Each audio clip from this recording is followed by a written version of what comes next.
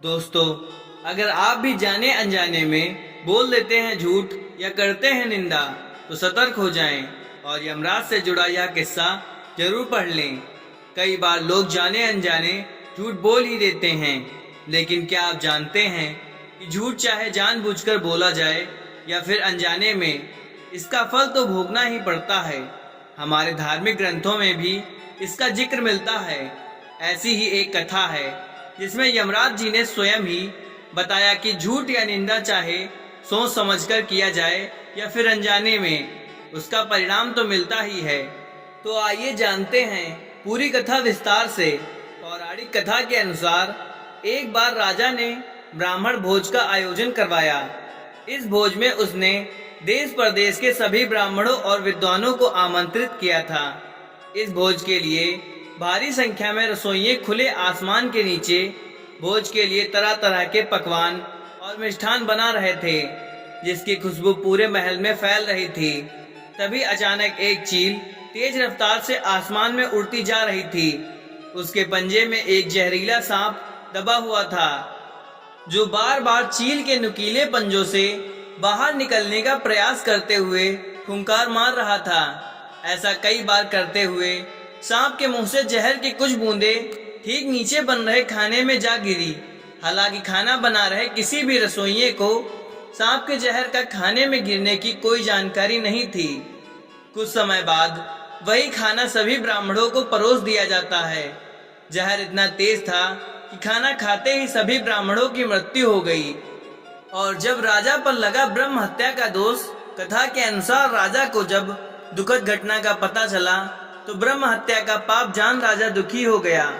अब निर्णय धर्मराज यमराज को लेना था। आखिर इतने सारे ब्राह्मणों की हत्या का दोष किसके सिर मढ़ा जाए? कौन है असली दोषी?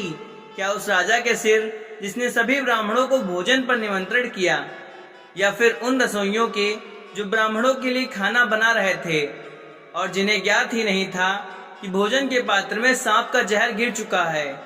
तब यमराज ने विचार किया तो हत्या का दोष राजा और रसोइयों में से किसी के भी हिस्से में नहीं जाता। अब बचे सांप और वे चील, जो सांप को अपना भोजन बनाने के लिए इतनी मेहनत कर रही थी। यमराज की दृष्टि में वह भी दोष नहीं था। अब बचा वह जहरीला सांप, जो चील के पंजों से बचने के लिए बार बार फुंकार मार रहा था। उसी फुंकार के साथ जहर की कुछ बूंदें सांप के मुंह से निकलकर खाने में जा गिरी और भोज पर आए ब्राह्मणों की मौत हो गई। तो क्या यमराज की दृष्टि में वह सांप ही असली दोषी है? नहीं, यमराज उसे भी दोषी नहीं मानते, क्योंकि सांप का स्वभाव ही फुंकार करना और फिर अपने प्राणों की रक्षा करना कोई पाप नहीं है। यमराज ने इस विषय को कुछ समय के लिए वहीं रोक दिया।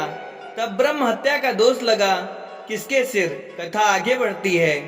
और ब्राह्मणों की हत्या का दोष किसे लगा, यह जानने के लिए फिर एक दिन कुछ ब्राह्मण देव राजा से भेंट के लिए एक महिला से महल का मार्ग पूछने लगे। महिला ने महल का मार्ग तो बता दिया, लेकिन कहा कि यह राजा ठीक नहीं है। अभी कुछ दिन पहले खाने में जहर देकर आप ही के जैसे निर्दोष ब्राह्मणों को मृत्यु दंड दे दिया। महिला के मुंह से यह बात निकलते ही यमराज ने निश्चय कर लिया कि इतने सारे निर्दोष ब्राह्मणों की हत्या का दोष इस महिला के भाग्य में जोड़ दिया जाए। महिला के भाग्य में ही क्यों, इस पूर्व वृत्तांत से महिला का तो कोई लेना देना तक नहीं था। फिर महिला को ब्रह्म हत्या का दोष क्यों लगा? यह प्रश्न यमदूतों ने यमराज से किया।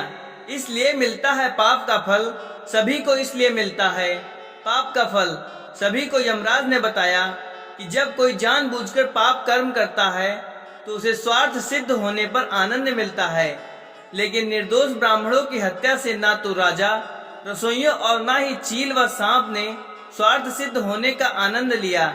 ऐसे में इस अनजाने पाप का पूरा दोष उस महिला को जाता है जिसने जानबूझकर मन में ईर्ष्या का भाव रखते हुए इस पाप कर्म की निंदा की। इस तरह की घटना की बुराई करने में उस महिला को जरूर आनंद मिला। इसलिए कभी भी जानबूझकर या फिर अनजाने में झूठ और निंदा करने दोनों में हमेशा बचना चाहिए। दोस्तों, अगर वीडियो अच्छी लगी हो तो एक लाइक शेयर जरूर करें। धन्यवाद। हर हर महादेव।